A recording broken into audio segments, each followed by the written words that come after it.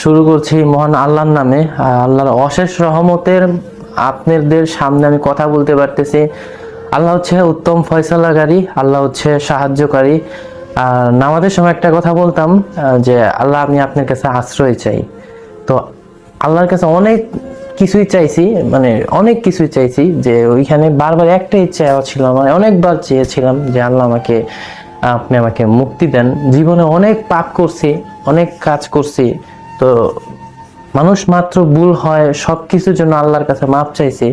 তো জানি না আরো মানুষ দোয়া করছে, কার দোয়া কবুল হয়ে গেছে, কোনটা কবুলের বিনিময়ে আপনাদের সামনে আমি এসে কথা বলতে পারতেছি।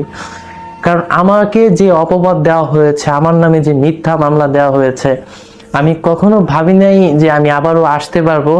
আমি ভাবছি আমি মনে হয় বের হতে পারবো না, কারণ জানি না, মানে ফিল হইতো যে আমি মনে বের হতে পারবো না। কিন্তু বাংলাদেশে আইনের প্রতি একটা সম্মান ছিল, সম্মান রেখে এখনো কথা বলতেছি।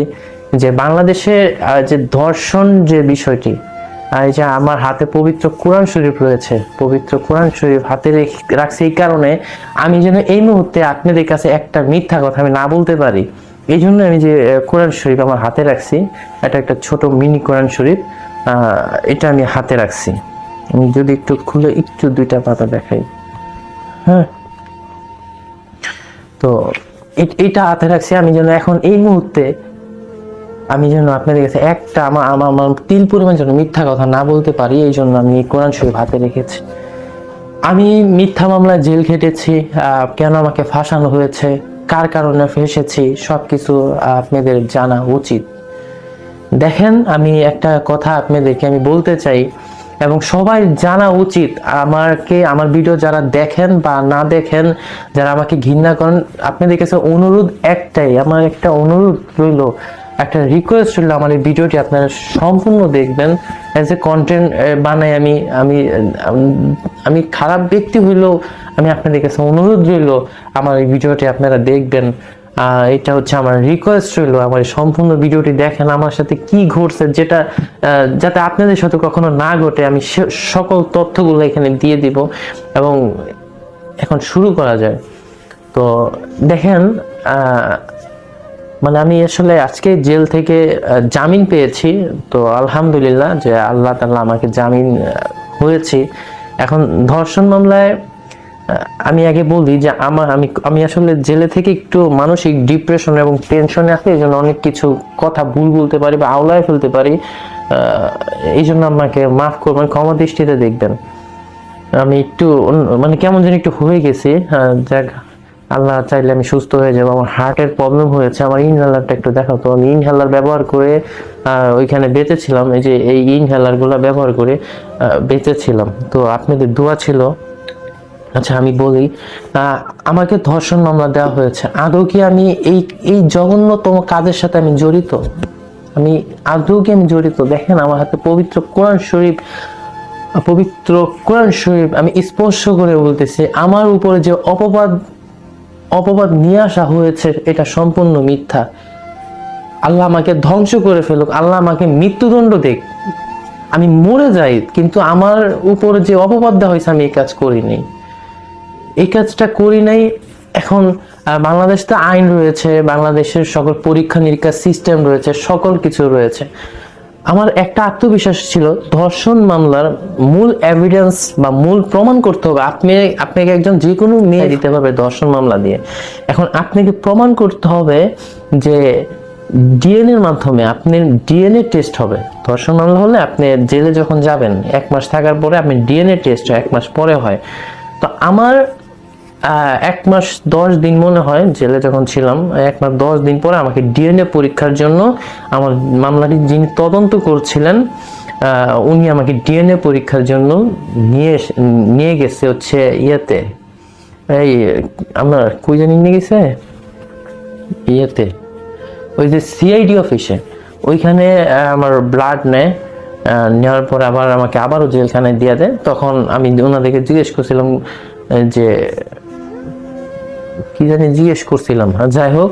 তো ডিএনএ পরীক্ষাটার জন্য একটা আত্মবিশ্বাস ছিল ভিতরে একটা আত্মবিশ্বাস ছিল।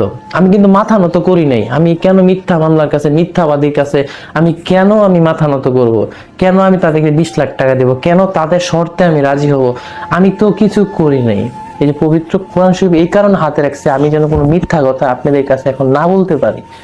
দেখেন, ডিএনএ টেস্টের অপেক্ষায় আমি ছিলাম। আমি নিজের সাথে যুদ্ধ করেছি যে আমার কবে ডিএনএ টেস্টের রিপোর্টটা আসবে, আমি সে অপেক্ষায় ছিলাম। কারণ আমি জানি ডিএনএ টেস্ট হইলে এই মামলা যখন কোর্টে প্রেজেন্ট করা হয় একটা ডিএনএ রিপোর্ট, আর সেখানে যদি পজিটিভ হয় তাহলে আমাকে জামিন সহজে দিবে না, সহজে দিবেই না। এই হয়তো রায়নামায় দিবে, সাজা দিবে, যাবজ্জীবন দিবে, লাইফ সাজা দিয়ে দিবে যদি পজিটিভ হয়। পজিটিভ মানে ওই মেয়ের সাথে একটা শারীরিক সম্পর্ক হয়েছে, এবং যদি ডিএনএ রিপোর্টে নেগেটিভ হয়, মানে আমার নেগেটিভ আসছে, তার মানে আমি হচ্ছে এর সাথে কোনো সম্পর্ক নাই। বুঝতে পারছেন? তো দেখেন, এখন অনেকেই অনেকভাবে মাইন্ডটা নিতে পারেন।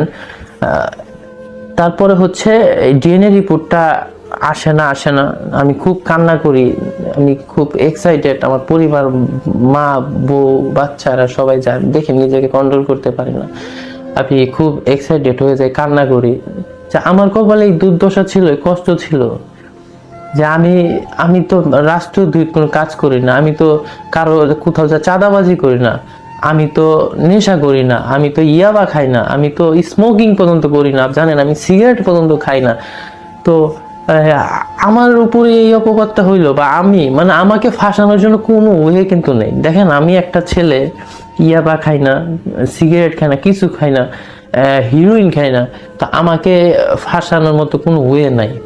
কিন্তু একটা সাধারণ ব্যক্তিকে ফাঁসানোর জন্য দেখেন, আমি সব ঘটনা আমি এখানে খুলে বলবো, সবার জানা উচিত একটা সাধারণ মানুষকে ফাঁসানোর জন্য একটি নারী শিশু মামলাই যথেষ্ট, এবং একটা সাধারণ মানুষের জীবন নষ্ট করার জন্য একটি নারী শিশু মামলাই যথেষ্ট, একটা নারী শিশু মামলা, মিথ্যা মামলাই যথেষ্ট।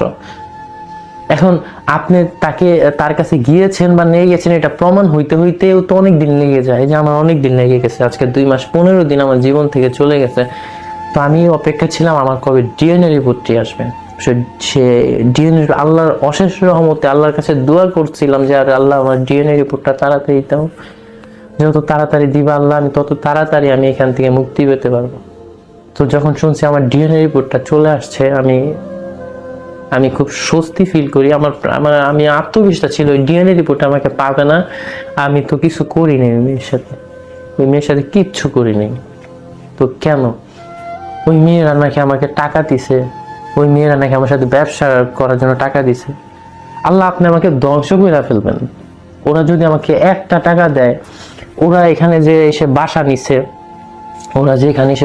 সেই বাসা কিন্তু আমি নিয়ে দিই। ওইখানে বাড়ির মালিক আছে, বাড়ির মালিক দেখেন, মুখের চামড়া দিয়া, মুখ তো চামড়ার মুখ, এটা দিয়ে অনেক কিছু বলা যায়, কিন্তু তথ্য প্রমাণ দেখাইতে হয়, প্রমাণ